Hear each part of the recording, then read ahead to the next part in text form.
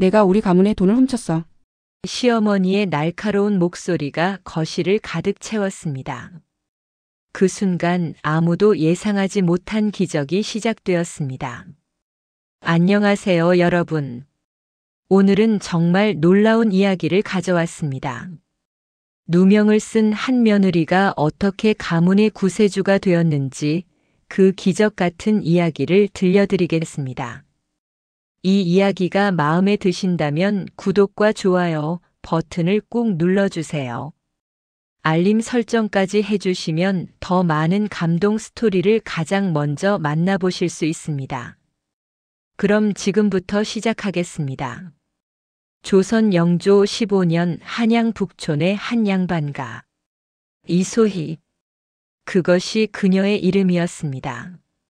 23세 나이로 김진사 댁에 시집 온 지 3년째 되던 해였습니다.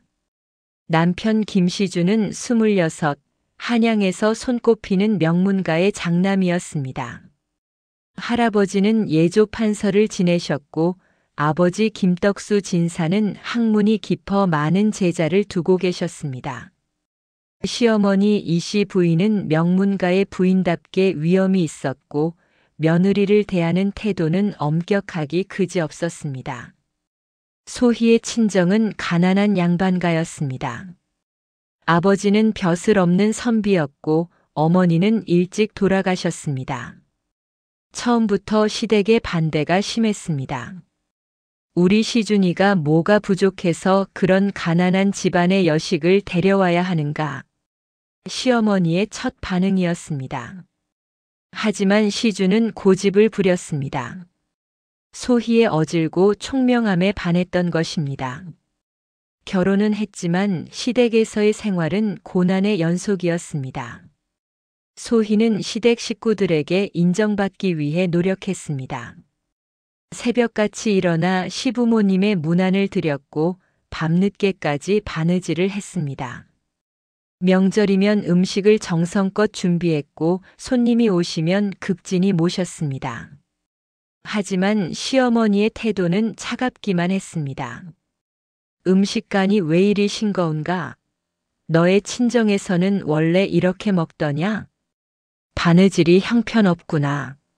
손끝이 둔한 것이 양반가 여식이 아닌 게로구나. 걸음걸이를 보아라. 천한 것이 어찌 저렇게 바르지 못한가. 소희는 참았습니다. 언젠가는 인정받을 거라고 믿었습니다. 3년이 흘렀습니다. 하지만 아직 아이가 없었습니다. 씨가 마른 여자로구나. 시어머니의 비아냥은 날로 심해졌습니다. 3년이나 지났는데 아들 하나 못 낳다니. 우리 집안에 무슨 큰 죄를 지었길래. 소희는 그저 고개를 숙일 뿐이었습니다. 영조 15년 늦봄. 그날도 평범한 날이었습니다. 시댁에는 시아버지의 회갑을 앞두고 큰 잔치 준비가 한창이었습니다. 사랑채에는 친척 어른들이 모였습니다. 시아버지의 동생 김덕한 씨 그리고 먼 친척 어른들까지. 안채에서는 여인들이 모여 잔치 준비를 논의했습니다. 음식은 30가지 이상 준비해야 하옵니다. 우리 집안에 체면이 있사오니. 시어머니가 말했습니다. 비용은 얼마나 들겠나이까? 작은 시누이가 물었습니다. 은자 500냥은 들겠지요. 우리 김진사 댁의 회갑인데 성대하게 치러야 하지 않겠소. 은자 500냥. 엄청난 금액이었습니다. 소희는 잠자코 듣고만 있었습니다. 그리고 마님, 아씨들께서도 각자 선물을 준비하셔야 하옵니다. 시어머니가 며느리들을 쳐다봤습니다. 작은 며느리, 너는 무얼 준비할 작정이냐? 시동생 김시환의 아내 연화가 대답했습니다. 소녀는 비단 두루마기를 준비하려 하옵니다. 명주로 짜서. 그래, 좋구나. 큰 며느리는? 소희는 당황했습니다. 소녀는 뭐냐? 아직 생각도 안 해봤단 말이냐? 송구하옵니다.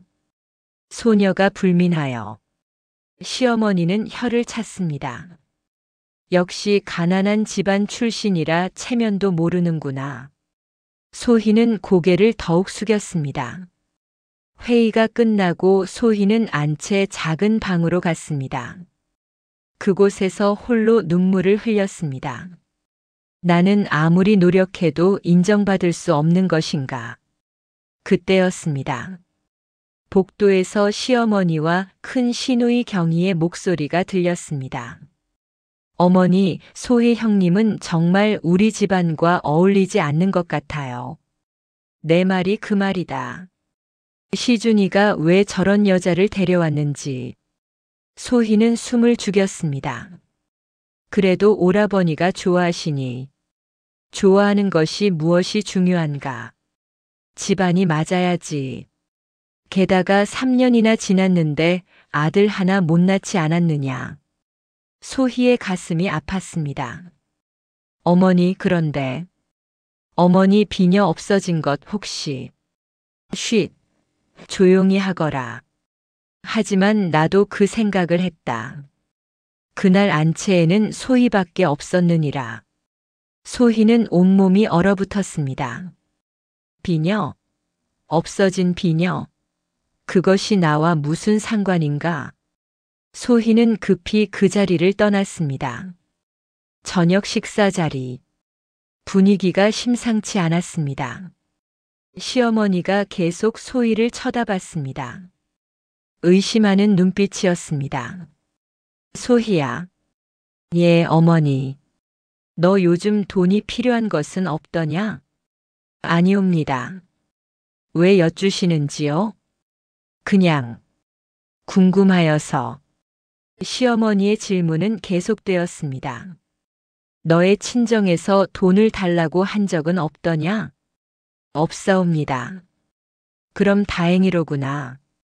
하지만 시어머니의 표정은 여전히 의심스러웠습니다. 식사 후 시어머니가 모두를 사랑채로 불렀습니다. 모두 잠시 앉거라. 할 말이 있다. 가족들이 모두 자리에 앉았습니다.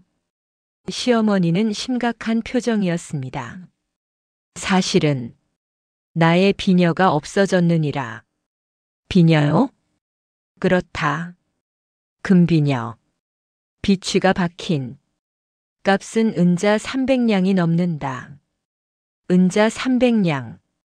소희는 그 금액에 놀랐습니다. 한 집안이 1년을 먹고 살 수 있는 돈이었습니다. 언제 없어지셨나이까? 시아버지가 물었습니다. 지난 보름. 정확히는 4월 15일이었느니라.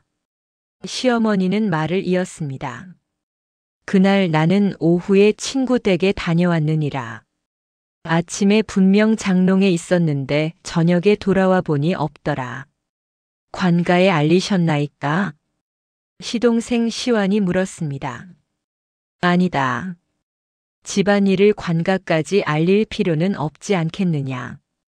시어머니는 가족들을 천천히 쳐다봤습니다. 그날 오후에 안채에 있던 사람이 누구였더냐? 순간 모두가 소희를 쳐다봤습니다. 소희는 기억했습니다. 그날 오후 시어머니께서 외출하시기 전에 부탁하셨습니다. 약재상이 약을 가져오면 받아두라고. 소녀가 그날 약재를 받았사옵니다. 그렇다. 너밖에 없었느니라. 시어머니의 목소리가 차갑게 식었습니다. 잠깐만요, 어머니. 설마 소희를 의심하시는 것이옵니까? 시준이 놀라서 말했습니다. 의심? 나는 사실을 말하고 있을 뿐이다. 그날 안채에는 소희밖에 없었다는 사실을. 하오나 소희가 그럴 리 없지 않사옵니까? 내가 무엇을 아느냐? 사람 속은 알 수 없는 법이니라. 시어머니는 소희를 똑바로 쳐다봤습니다. 소희야, 솔직하게 말해보거라. 내가 가져갔느냐? 아니옵니다. 소녀는 그런 적이 없사옵니다. 소희가 소리쳤습니다. 정말이옵니다. 소녀는 약재만 받고 바로 부엌으로 갔사옵니다. 어머니 처소에도 가지 않았나이다. 거짓말. 내가 아니면 누가 가져갔겠느냐? 정말 소녀가 아니옵니다. 소희의 눈에서 눈물이 흘렀습니다. 어머니, 소희가 아니라 하지 않았사옵니까? 어찌 이러시나이까? 시준이 화를 냈습니다. 시준아, 너는 조용히 하거라. 이것은 어른들의 일이니라. 시아버지가 끼어들었습니다. 마님, 증거도 없는데 며느리를 몰아붙이는 것은 옳지 않소이다. 증거. 그날 안채에 소희밖에 없었다는 것이 증거이옵니다. 시어머니는 계속 소희를 몰아붙였습니다. 내가 관가에 알리지 않는 것만 해도 감사하게 여기거라. 솔직하게 말해보라. 어디에 팔았느냐? 돈이 필요했더냐?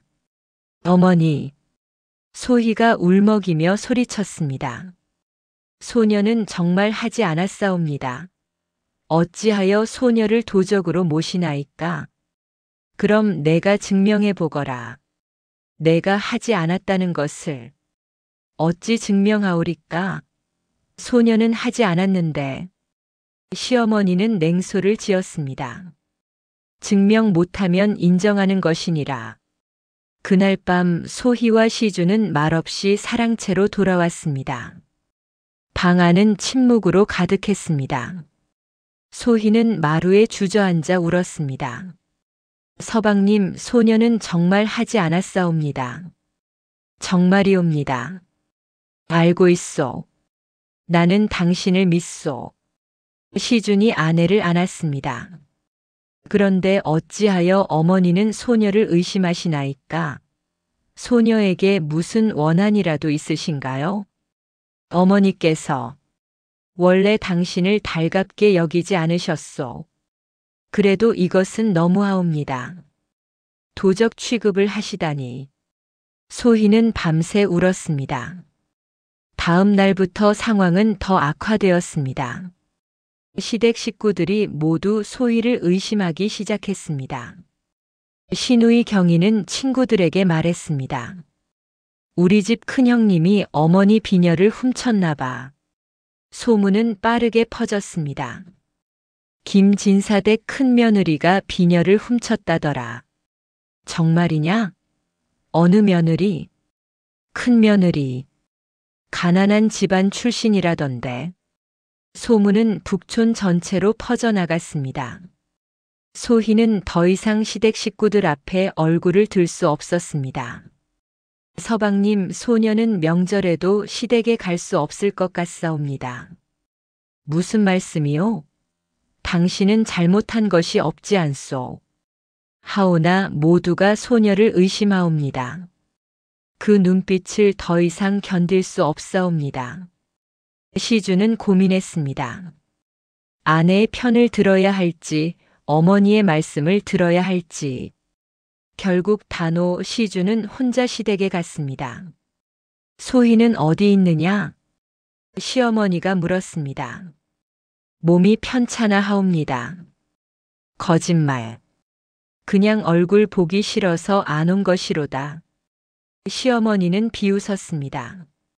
죄책감에 못 온 것이니라. 역시 범인이 맞구나. 시주는 참았습니다.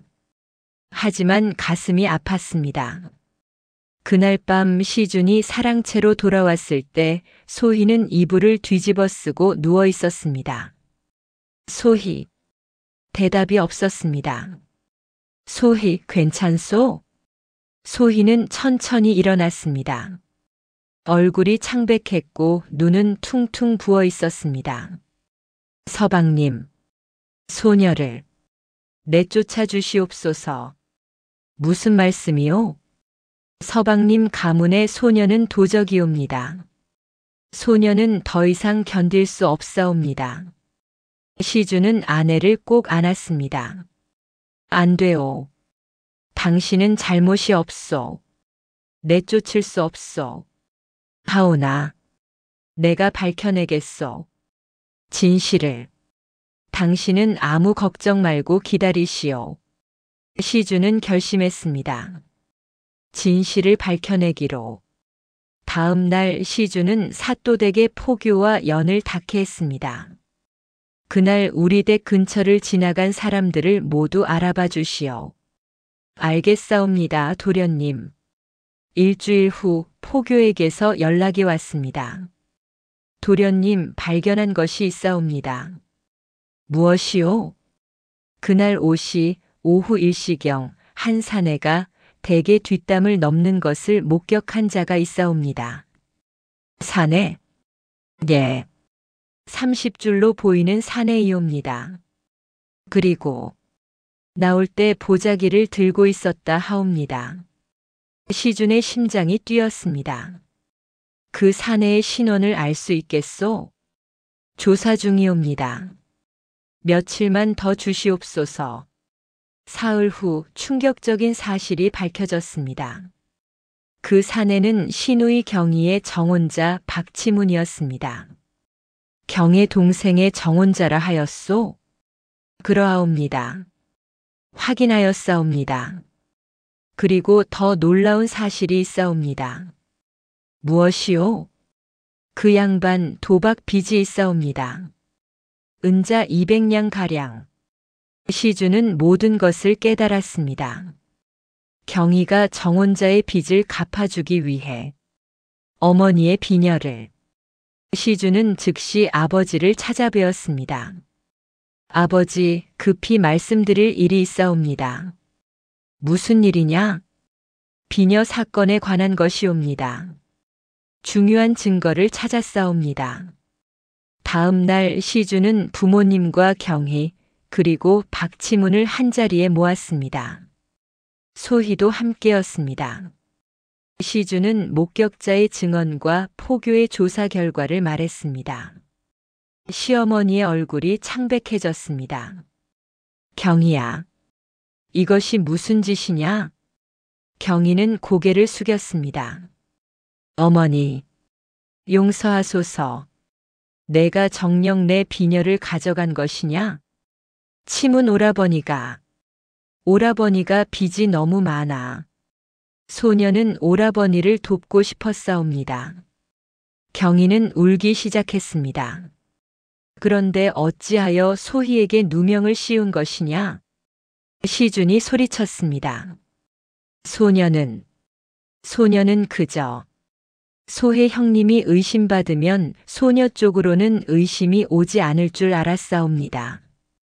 시어머니는 마루에 주저앉았습니다. 소희야. 시어머니가 며느리를 쳐다봤습니다. 미안하구나. 정말 미안하다. 소희는 아무 말도 하지 않았습니다. 그저 눈물만 흘렀습니다. 시준이 말했습니다. 어머니, 소희에게 제대로 사죄하시옵소서. 그리고 모든 이들에게 진실을 밝히시옵소서. 알았다. 그리하마. 하지만 소희는 사랑채로 돌아가는 길에 말했습니다. 서방님, 소녀는 이제 시댁과의 인연을 끊고 싶사옵니다. 소희. 진실이 밝혀졌다 하여 소녀의 상처가 아물지는 않사옵니다. 소녀는 한 달 동안 도적 취급을 받았사옵니다. 그 고통을 서방님께서는 아시옵니까? 시주는 아무 말도 할 수 없었습니다.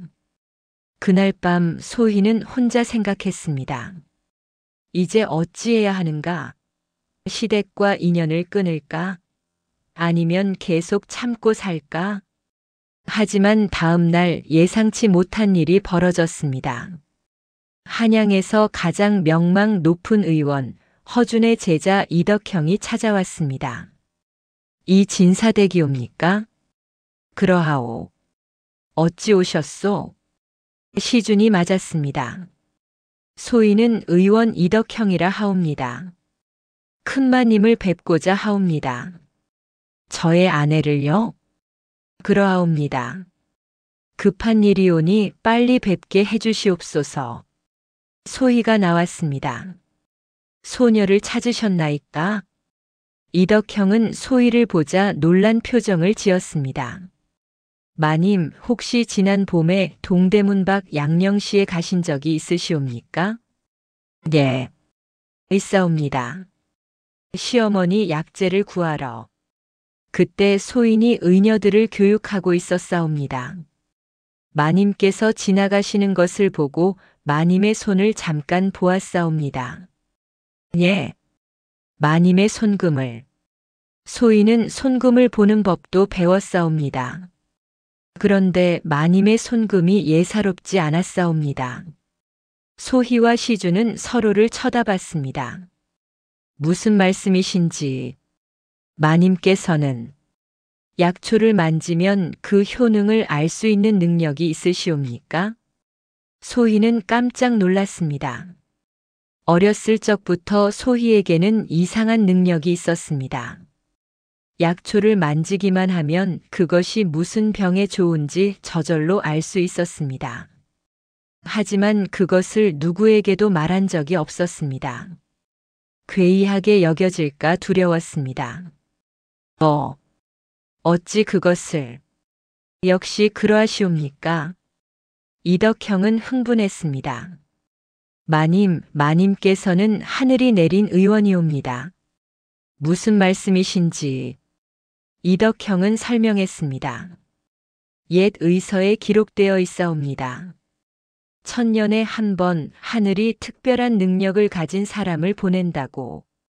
그 사람은 약초를 만지기만 해도 그 효능을 알고 병자를 보기만 해도 그 병을 알 수 있다고. 소희는 믿을 수 없었습니다. 그런데 마님께서 바로 그런 분이라는 것을 소인이 알아보았사옵니다. 하오나, 마님, 지금 대궐에 큰일이 일어났사옵니다. 대궐에요? 예. 세자저하께서 괴질에 걸리셨사옵니다. 모든 의원이 모여 치료하고 있으나 차도가 없사옵니다. 이덕형은 무릎을 꿇었습니다. 마님, 부디 세자저하를 살려주시옵소서. 마님만이 유일한 희망이옵니다. 소희는 당황했습니다. 소녀가 어찌 세자저하를. 마님께서는 할 수 있사옵니다. 마님의 능력이라면. 시준도 놀란 표정이었습니다. 소희, 당신에게 그런 능력이 있었소? 소녀도 잘 모르겠사옵니다. 그저 어렸을 때부터. 이덕형이 다시 청했습니다. 마님, 시간이 없사옵니다. 세자저하의 목숨이 경각에 달렸사옵니다. 부디. 소희는 시준을 쳐다봤습니다. 시준. 고개를 끄덕였습니다. 가보시오. 당신의 능력으로 세자저하를 구할 수 있다면 그것은 하늘의 뜻이오. 하오나. 소녀는 양반가의 부녀자이옵니다. 어찌 대궐에. 지금은 그런 것을 따질 때가 아니옵니다. 이덕형이 절박하게 말했습니다. 소희는 깊은 숨을 들이쉬었습니다. 알겠사옵니다. 가겠나이다. 이덕형은 감사의 절을 올렸습니다. 그들은 급히 대궐로 향했습니다. 대궐 안은 술렁이고 있었습니다.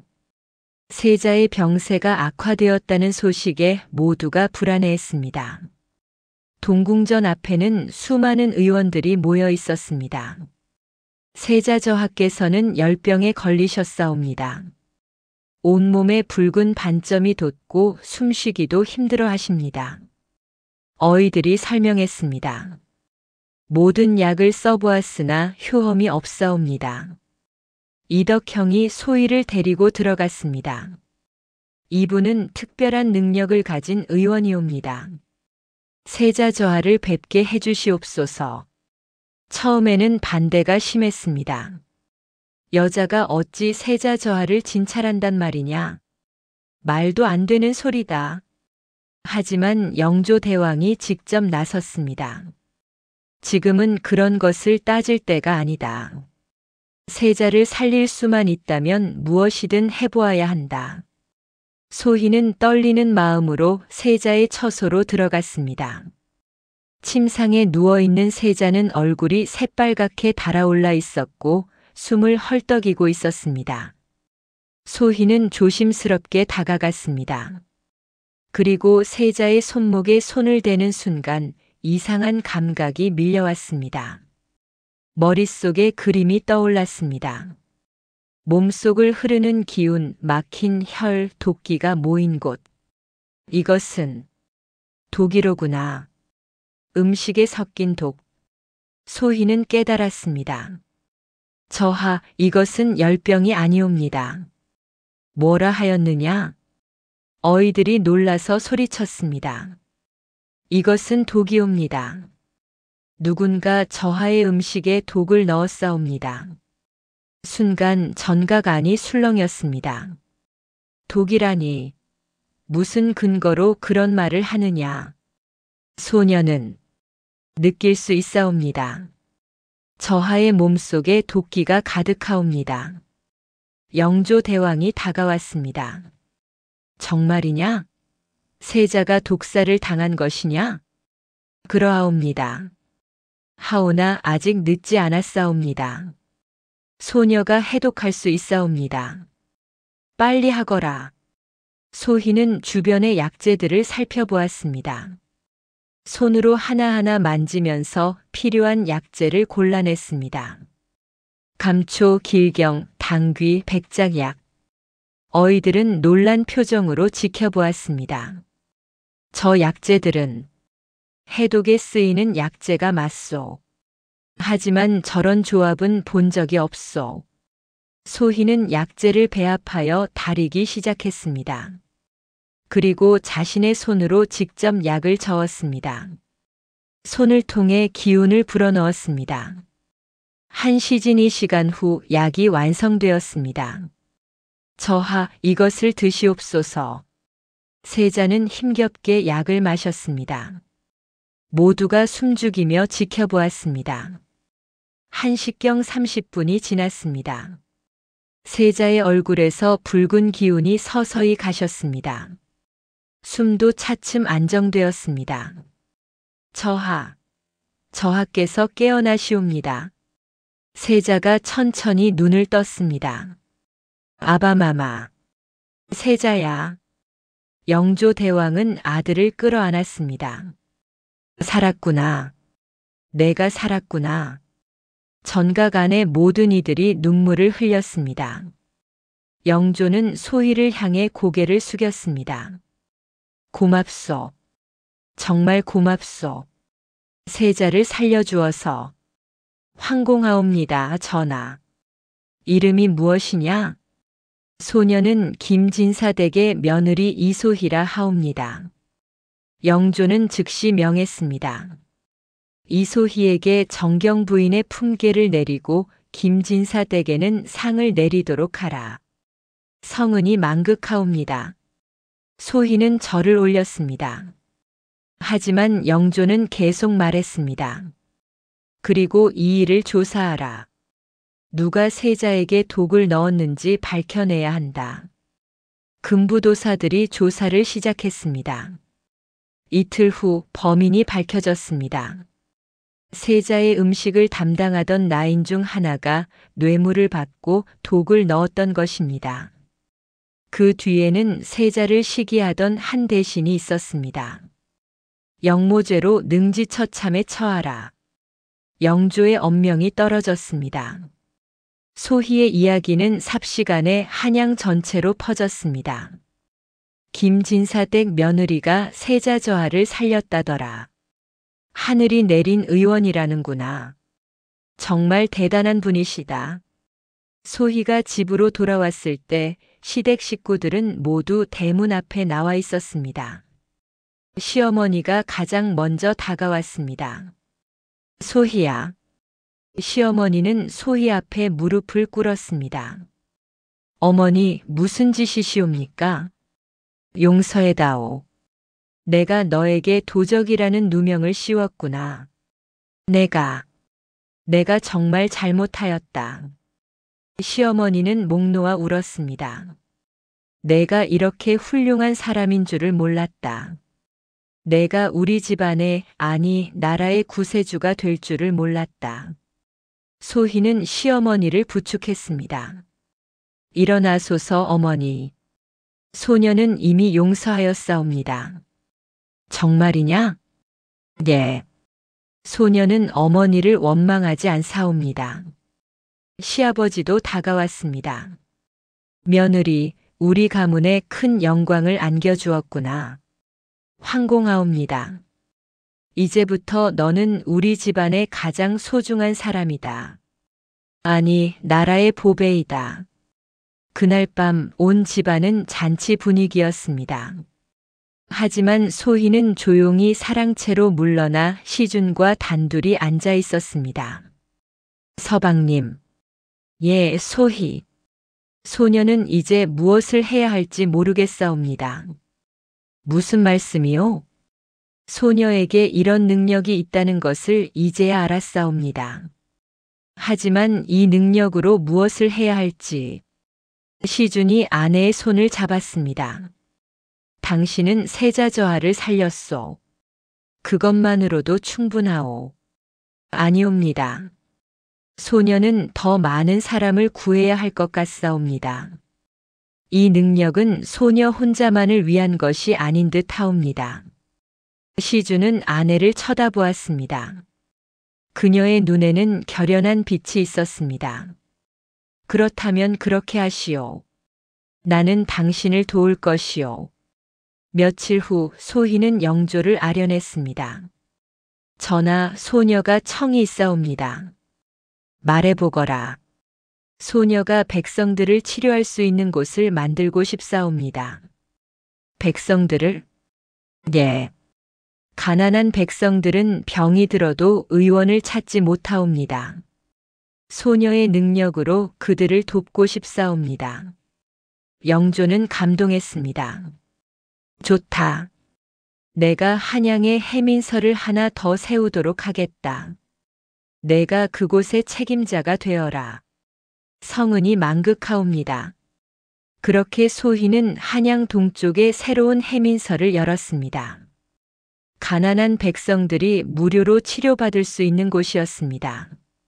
소희는 매일 아침 일찍 해민서로 출근했습니다. 그리고 하루 종일 환자들을 진찰했습니다. 손으로 환자를 만지면 그들의 병이 무엇인지 알 수 있었습니다. 약초를 만지면 어떤 약을 써야 할지 알 수 있었습니다. 소희의 명성은 날로 높아졌습니다. 동쪽 해민서의 이마님은 신이십니다. 손만 대도 병을 알아내신다더군요. 우리 아들이 죽을 뻔했는데 이마님께서 살려주셨어요. 한 달이 지나자 소희의 해민서에는 매일 수백 명의 환자가 찾아왔습니다. 소희는 지쳤지만 행복했습니다. 내가 사람들을 돕고 있구나. 내 능력이 세상에 도움이 되고 있구나. 어느 날 한 늙은 어머니가 아들을 데리고 왔습니다. 마님, 저희 아들을 좀 살려주소서. 아들은 오랫동안 알아누워 있었습니다. 다른 의원들은 모두 포기했다고 했습니다. 소희는 청년의 손을 잡았습니다. 그리고 느꼈습니다. 이 병은 어렵습니다. 이것은 피가 썩어가는 병이로구나. 치료하기 매우 어렵다. 하지만 소희는 포기하지 않았습니다. 보름 동안 밤낮으로 약을 다리고 침을 놓고 기도했습니다. 그리고 마침내 청년이 일어났습니다. 어머니, 제가 일어날 수 있어요. 늙은 어머니는 소희 앞에 무릎을 꿇고 절을 올렸습니다. 은인이십니다. 생명의 은인이십니다. 소희는 어머니를 부축했습니다. 아니옵니다. 제가 한 일은 아무것도 없사옵니다. 하늘의 도움이었사옵니다. 그날 밤 집으로 돌아온 소희는 시준에게 말했습니다. 서방님, 소녀는 행복하옵니다. 그래요? 그것이 다행이요. 예전에는 시댁에서 인정받으려고 애를 썼사옵니다. 하지만 이제는 알겠사옵니다. 무엇을요? 인정은 구하는 것이 아니라 자연스럽게 따라오는 것이라는 것을요. 소녀가 할 일을 하니 사람들이 소녀를 인정해 주시는구나. 시주는 아내를 안았습니다. 당신은 정말 대단한 사람이요. 그로부터 3년이 흘렀습니다. 소희의 해민서는 한양에서 가장 유명한 의료기관이 되었습니다. 소희는 수천 명의 환자를 치료했고 수백 명의 목숨을 구했습니다. 그리고 소희는 자신의 지식을 다른 의원들에게도 가르쳤습니다. 약초는 단순히 효능만 아는 것이 아니옵니다. 그 약초가 어떤 기운을 가졌는지 환자의 체질과 맞는지도 알아야 하옵니다. 소희의 제자들은 열심히 배웠습니다. 스승님은 정말 대단하십니다. 스승님 덕분에 저희도 많은 환자를 살릴 수 있게 되었습니다. 소희는 미소 지었습니다. 너희가 잘하고 있느니라. 의원의 길은 쉽지 않다. 하지만 보람 있는 길이다. 어느 가을날 소희에게 또 다른 시험이 찾아왔습니다. 한양에 전염병이 돌았습니다. 사람들이 하나둘씩 쓰러지기 시작했습니다. 마님, 큰일 났습니다. 전염병이 퍼지고 있습니다. 소희는 즉시 해민서를 전염병 환자 전용으로 바꿨습니다. 그리고 밤낮으로 환자들을 치료했습니다. 하지만 전염병은 쉽게 잡히지 않았습니다. 매일 수십 명이 죽어갔습니다. 소희는 잠도 자지 않고 환자들을 돌봤습니다. 어떻게 해야 하는가? 어떻게 해야 이 병을 막을 수 있는가? 그러던 어느 날 밤 소희는 꿈을 꾸었습니다. 꿈속에서 한 노인이 나타났습니다. 소희야, 누구시옵니까? 나는 내 할아버지이니라. 오래전에 죽었지만 하늘에서 너를 지켜보고 있었다. 할아버지, 내가 어려움에 처했다는 것을 알고 있다. 내가 도와주마. 노인은 한 약초를 가리켰습니다. 이 약초를 써라. 산속 깊은 곳에 자라는 금은화라는 풀이다. 이것으로 약을 만들면 전염병을 막을 수 있을 것이다. 금은화요? 그렇다. 잊지 말거라. 소희는 꿈에서 깨어났습니다. 이른 아침 소희는 산으로 향했습니다. 깊은 산속을 헤매며 금은화를 찾았습니다. 그리고 마침내 발견했습니다. 바위 틈에서 자라는 금빛꽃. 이것이구나. 소희는 금은화를 캐서 해민서로 돌아왔습니다. 그리고 그것으로 약을 만들었습니다. 전염병 환자들에게 그 약을 먹였습니다. 기적이 일어났습니다. 환자들이 하나둘씩 깨어나기 시작했습니다. 제가 살았습니다. 이 약이 효험이 있습니다. 보름 만에 전염병이 잡혔습니다. 한양의 백성들은 모두 소희에게 감사했습니다. 이마님께서 우리를 구하셨습니다. 이마님은 살아있는 부처님이십니다. 영조는 소희를 다시 불렀습니다. 소희, 너는 정말 나라의 보배로구나. 황공하옵니다, 전하. 이번에는 정일품 정경 부인의 품계를 내리겠다. 그리고 내 남편에게도 벼슬을 주겠다. 성은이 만극하옵니다. 소희의 가문은 하루아침에 한양에서 가장 명망 높은 가문이 되었습니다. 시어머니는 이제 소희를 가장 자랑스러워했습니다. 우리 며느리는 정말 대단하구나. 내가 처음에는 못 알아봤지. 시아버지도 말했습니다. 소희가 우리 가문을 일으켰다. 이제 김진사 댁은 의원 집안으로도 유명해졌다. 하지만 소희는 겸손했습니다.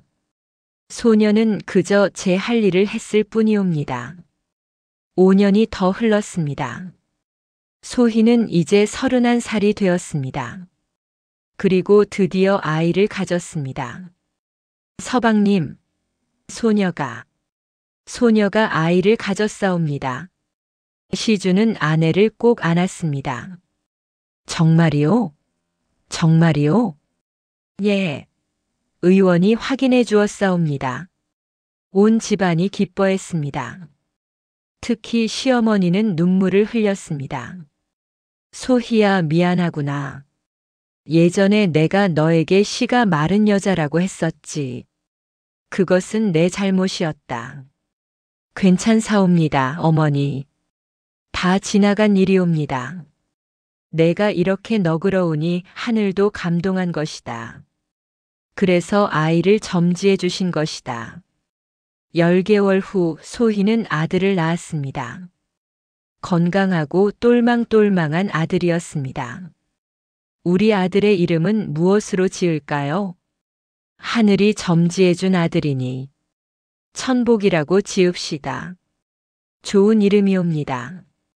아들 천복은 무럭무럭 자랐습니다. 그리고 어머니를 닮아 남다른 재능을 보였습니다. 3살 때부터 약초를 보면 그 이름을 알았고 5살 때는 간단한 약을 배합할 수 있었습니다. 우리 천복이도 신이가 되겠구나. 시준이 자랑스럽게 말했습니다. 소희는 아들을 안고 말했습니다. 천복아, 너는 내가 원하는 길을 가거라. 의원이 되어도 좋고 다른 길을 가도 좋다. 어머니, 저는 어머니처럼 되고 싶어요. 사람들을 돕는 의원이요. 소희는 아들을 꼭 안았습니다. 그래, 내가 그렇게 하고 싶다면 어머니가 가르쳐 주마. 세월은 흘러 소희는 40이 되었습니다. 그녀는 이제 한양에서 가장 존경받는 의원이 되었습니다. 왕실에서도 양반가에서도 백성들 사이에서도 모두 소희를 존경했습니다. 이마님은 하늘이 보낸 사람이시다. 이마님 덕분에 우리나라가 건강해졌다. 이마님이 계시는 한 우리는 두렵지 않다. 어느 날 소희는 해민서 마당에 서서 하늘을 올려다봤습니다. 제가 누명을 썼을 때는 세상이 끝난 줄 알았습니다. 하지만 그것이 시작이었습니다. 하늘은 저에게 시험을 주신 것이었습니다. 그 시험을 이겨냈기에 이제 저는 많은 사람을 도울 수 있게 되었습니다. 감사합니다, 하늘이시여. 저에게 이런 기회를 주셔서. 소희의 눈에서 눈물이 흘렀습니다. 감사의 눈물이었습니다. 그날 저녁 집으로 돌아온 소희는 온 가족이 모인 저녁 식사 자리에 앉았습니다. 시부모님 시준, 아들 천복, 그리고 시동생 가족들까지. 시아버지가 말했습니다. 오늘은 소희가 우리 집안에 온 지 10년이 되는 날이다. 벌써 10년이 되었나이까? 그렇다. 10년 전에는 몰랐지만 소희는 하늘이 우리 집안에 보낸 복이었다. 시어머니도 말했습니다. 내가 처음에 소희를 알아보지 못한 것이 부끄럽구나. 하지만 이제는 안다. 소희가 얼마나 귀한 사람인지. 소희는 고개를 숙였습니다.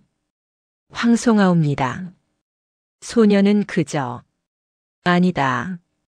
시준이 아내의 손을 잡았습니다. 당신은 우리 가문의 구세주다. 아니, 나라의 구세주다. 그것을 부정하지 마시오. 소희는 가족들을 돌아보며 미소 지었습니다. 소녀는 행복하옵니다. 이렇게 좋은 가족과 함께 있으니. 그날 밤 소희는 시준과 단둘이 사랑채에 앉아 있었습니다. 달빛이 방 안으로 스며들었습니다. 서방님. 예, 소희. 소녀가 누명을 썼을 때를 기억하시나이까? 물론이요. 어찌 잊을 수 있겠소. 그때 소녀는 세상이 무너지는 줄 알았사옵니다. 하지만 지금 생각해 보니 그것이 축복이었사옵니다. 무슨 말씀이요? 소희는 설명했습니다. 만약 그 일이 없었다면 소녀는 계속 시댁에서 인정받으려고 애만 썼을 것이옵니다. 하지만 누명을 쓰고 가장 힘들었을 때 하늘이 소녀를 부르셨습니다. 세자저하를 구하라고. 그렇다옵니다. 그리고 그 일을 계기로 소녀는 제 진짜 소명을 찾았습니다. 사람들을 치료하는 것, 그것이 소녀가 태어난 이유였사옵니다. 시주는 아내를 쳐다보았습니다. 당신은 정말 지혜로운 사람이요. 아니옵니다. 소녀는 그저 하늘의 뜻을 따랐을 뿐이옵니다. 그들은 한참을 말없이 앉아 있었습니다. 달빛 아래에서 행복한 침묵 속에서 10년이 더 흘렀습니다. 소희는 이제 50살이 되었습니다. 아들 천복은 21살의 청년이 되었고 훌륭한 의원으로 성장했습니다. 어머니, 저는 어머니를 자랑스럽게 여깁니다. 나도 내가 자랑스럽다, 천복아. 어머니께서 가르쳐 주신 것들을 저도 후대에 전하겠습니다. 그래, 그렇게 해다오. 의술은 혼자만의 것이 아니다. 모두와 나누어야 한다. 어느 겨울날 소희는 해민서에서 마지막 환자를 진찰하고 있었습니다. 늙은 거지 할머니였습니다. 마님, 소인의 다리가 너무 아파서. 소희는 할머니의 다리를 살펴보았습니다. 오래 걸으셔서 무릎이 상하셨군요. 약을 드릴 테니 며칠 바르세요. 고맙습니다, 마님. 하지만 소희는 돈이 괜찮습니다. 이곳은 무료랍니다. 소희는 직접 약을 만들어 할머니에게 주었습니다. 할머니는 눈물을 흘렸습니다. 마님은 정말 부처님이십니다. 이 은혜를 어찌 갚사오리까. 은혜랄 것까지야. 그저 아프지 마시고 건강하세요. 할머니가 나간 후 소희는 해민서 마당에 섰습니다. 눈이 내리고 있었습니다. 벌써 50년을 살았구나. 시집 온 지 27년, 의원이 된 지 24년. 소희는 지난 세월을 돌이켜 보았습니다. 누명을 썼을 때는 세상이 끝난 줄 알았다. 하지만 그것은 새로운 시작이었다. 하늘은 나에게 고통을 주셨지만 동시에 기회도 주셨다. 그 기회를 통해 나는 수많은 사람을 구할 수 있었다. 소희는 하늘을 올려다봤습니다. 감사합니다. 이 모든 것에 감사합니다. 그날 밤 소희는 꿈을 꾸었습니다. 꿈속에서 할아버지가 다시 나타났습니다. 소희야, 잘 살았구나. 할아버지, 내가 내 소명을 다했다. 이제 내 역할은 끝나가고 있다. 끝나간다니요? 너무 슬퍼하지 마라. 모든 것에는 때가 있는 법이다. 하지만 내가 이룬 것들은 영원히 남을 것이다. 할아버지는 미소 지었습니다. 내가 치료한 사람들, 내가 가르친 제자들, 내가 쓴 의서들. 그 모든 것이 후대에 전해질 것이다. 할아버지, 잘했다, 소희야. 정말 잘했다. 소희는 꿈에서 깨어났습니다. 이상하게 마음이 평화로웠습니다. 다음 날 아침 소희는 아들과 제자들을 모두 불렀습니다. 오늘은 너희에게 마지막 가르침을 주려 한다. 마지막이라니요, 스승님? 그렇다. 내가 너희에게 줄 수 있는 것은 이제 다 주었다. 소희는 한 권의 책을 꺼냈습니다. 이것은 내가 평생 쓴 의서이다. 내가 치료한 모든 병례, 내가 발견한 모든 치료법이 담겨 있다. 제자들은 숙연한 표정으로 그 책을 받았습니다. 이것을 잘 보관하고 후대에 전하거라. 그리고 계속 연구하고 발전시켜라. 명심하겠습니다, 스승님. 소희는 아들을 쳐다봤습니다. 천복아. 예, 어머니. 너는 훌륭한 의원이 되었다. 어머니는 내가 자랑스럽다. 어머니, 이제 해민서는 내가 맡아라. 그리고 어머니가 시작한 일을 계속해다오. 예, 어머니. 명심하겠습니다. 소희는 모두를 쳐다보며 말했습니다. 의원의 길은 쉽지 않다. 하지만 보람 있는 길이다. 너희는 사람의 생명을 다루는 사람들이다. 그것을 잊지 말거라. 명심하겠습니다. 한 달 후 소희는 조용히 잠자리에 들었습니다. 그리고 다시는 일어나지 못했습니다. 병은 아니었습니다. 그저 수명이 다한 것이었습니다. 시준이 아내의 손을 잡았습니다. 소희, 서방님, 소녀는 행복했사옵니다. 나도요. 당신과 함께한 시간이 가장 행복했소. 우리 아들을 잘 부탁하옵니다. 걱정 마시오.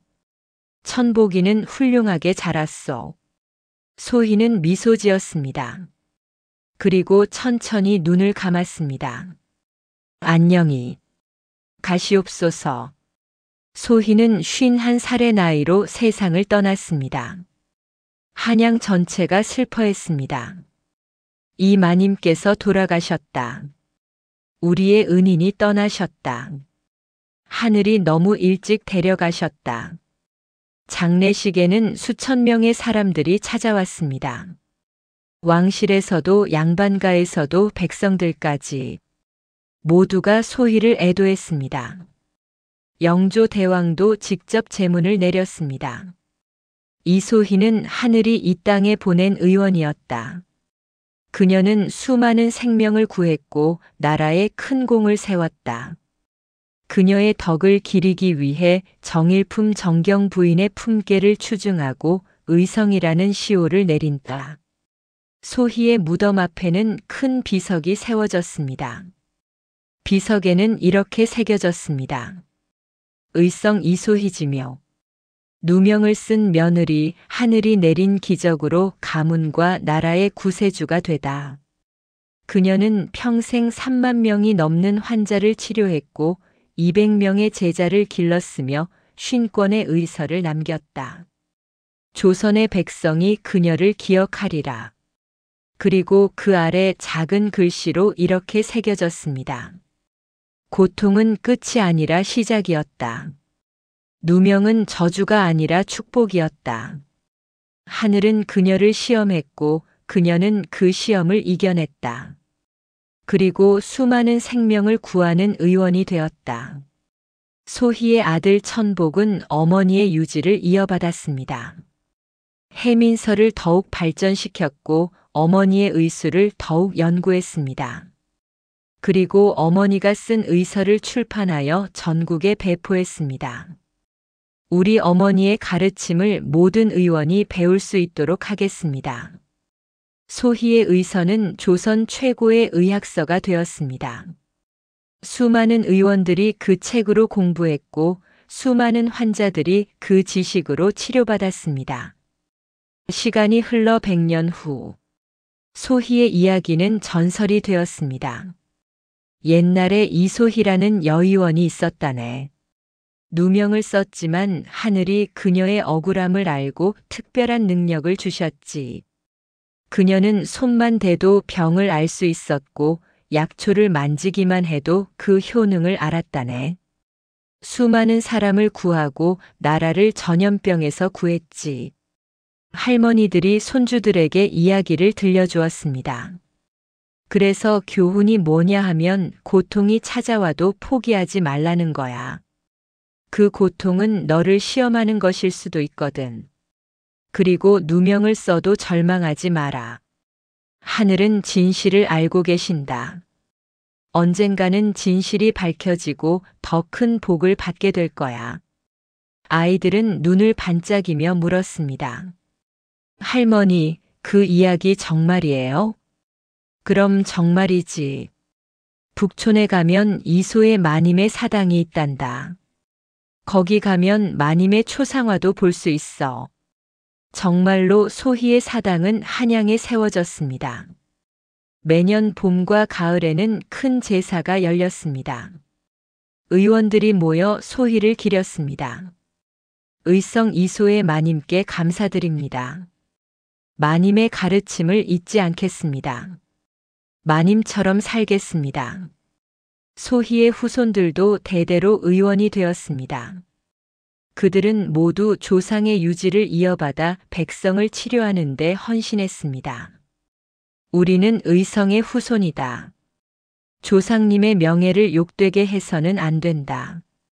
그렇게 소희의 정신은 대대로 이어졌습니다.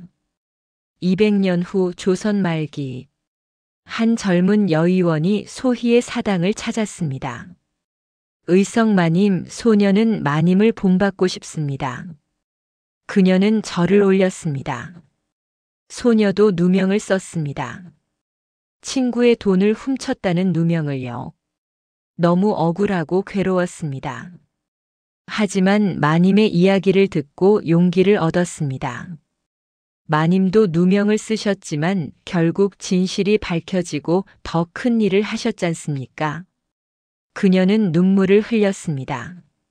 소녀도 마님처럼 되고 싶습니다.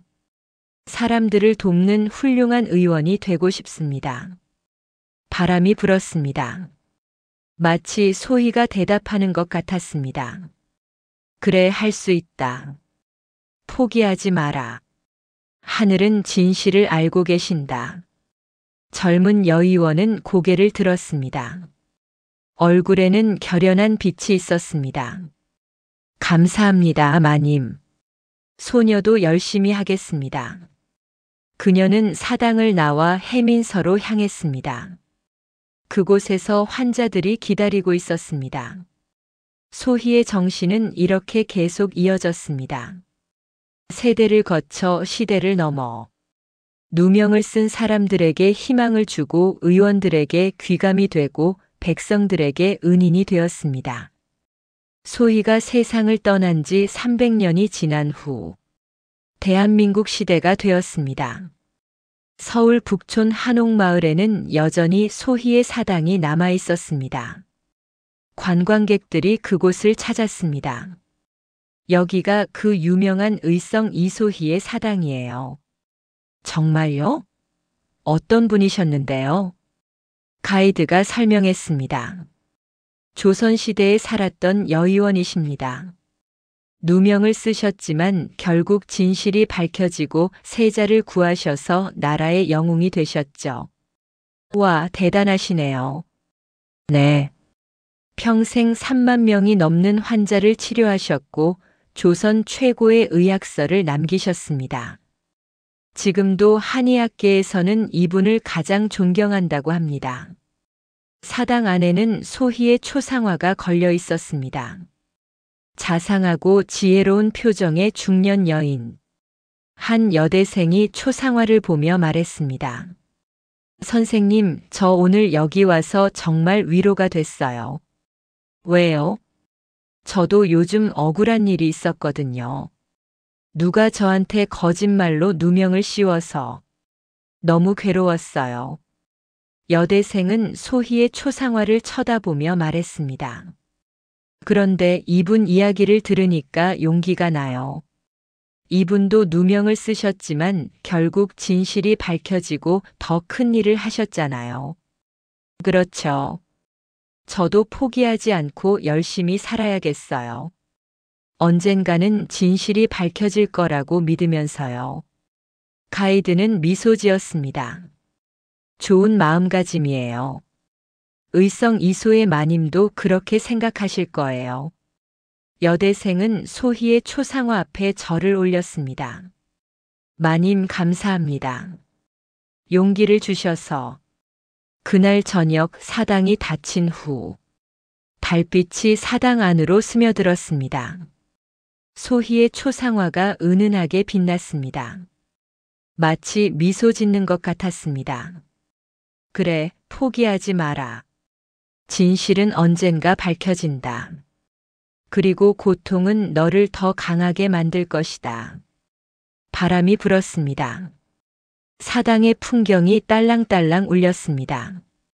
마치 소희가 노래하는 것 같았습니다. 희망의 노래를, 용기의 노래를, 그리고 사랑의 노래를. 여러분, 긴 이야기 끝까지 들어주셔서 정말 감사합니다. 의성 이소희의 이야기를 통해 우리는 중요한 교훈을 배울 수 있습니다. 첫째, 누명을 쓰거나 억울한 일을 당해도 포기하지 마세요. 진실은 언젠가 밝혀집니다. 하늘은 모든 것을 보고 계십니다. 둘째, 고통은 끝이 아니라 시작일 수 있습니다. 소희는 누명이라는 고통을 통해 자신의 진짜 소명을 발견했습니다. 여러분도 지금 겪고 있는 고통이 새로운 시작일 수 있습니다. 셋째, 특별한 능력이나 재능은 자신만을 위한 것이 아닙니다. 소희는 자신의 능력으로 수만 명의 생명을 구했습니다. 여러분도 여러분의 재능을 세상을 위해 쓰세요. 넷째, 다른 사람을 함부로 의심하거나 판단하지 마세요. 시어머니는 섣불리 소희를 의심했다가 큰 실수를 했습니다. 증거 없이 사람을 판단하는 것은 돌이킬 수 없는 상처를 남깁니다. 다섯째, 용서는 힘이 있습니다. 소희는 자신에게 누명을 씌운 시댁 식구들을 용서했습니다. 그리고 그 용서가 가문 전체를 화합하게 만들었습니다. 여섯째, 진정한 인정은 구하는 것이 아니라 자연스럽게 따라오는 것입니다. 소희는 시댁의 인정을 받으려고 애쓰다가 실패했지만 자신의 소명을 다하자 모든 사람의 존경을 받게 되었습니다. 여러분은 지금 어떤 상황에 계신가요? 혹시 억울한 일을 당하셨나요? 혹시 누군가에게 오해받고 계신가요? 포기하지 마세요. 소희처럼 끝까지 자신을 믿으세요. 그리고 진실을 밝히기 위해 노력하세요. 동시에 혹시 여러분이 누군가를 섣불리 판단하고 있지는 않은가요? 증거도 없이 의심하고 있지는 않은가요? 다시 한번 생각해 보세요. 그 사람의 입장에서 생각해 보세요. 오늘 이야기가 여러분에게 희망과 용기를 드렸기를 바랍니다. 영상이 마음에 드셨다면 구독과 좋아요 버튼을 꾹 눌러주세요. 그리고 댓글로 여러분의 이야기도 들려주세요. 여러분은 억울한 일을 어떻게 극복하셨나요? 여러분의 경험이 다른 분들에게도 도움이 될 수 있습니다. 이 영상이 도움이 될 만한 분이 계시다면 꼭 공유해 주세요. 지금 힘든 시간을 보내고 있는 누군가에게 희망이 될 수 있습니다. 다음에는 더 감동적인 이야기로 찾아뵙겠습니다. 오늘도 포기하지 마세요. 여러분은 강한 사람입니다. 여러분은 소희처럼 이 시련을 이겨낼 수 있습니다. 진실은 언젠가 밝혀집니다. 하늘은 모든 것을 보고 계십니다. 감사합니다. 여러분 모두 행복하세요.